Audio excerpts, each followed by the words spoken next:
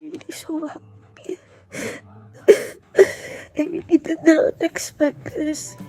Ni-reveal ni Bea Bores na buntis siya, kaya't naging usap-usapan agad ito sa social media. Maraming tao ang nagtataka kung sino kaya ang daddy ng baby niya. Hindi ito isinama ni Bea sa mga videos niya, kaya't nagbigay siya ng linaw sa mga issue na naglalabasan.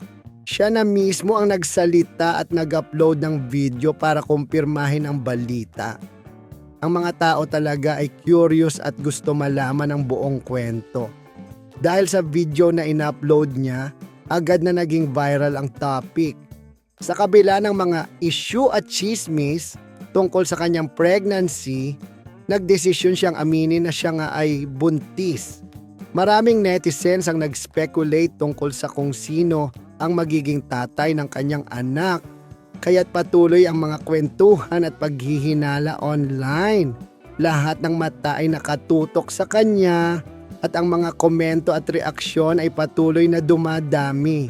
Kahit na naging mainit ang mga usapan sa huli, ang inamin ni Bea ay naging malaking pahayag na tinutukuhan ng marami. I'm so happy. I'm so happy.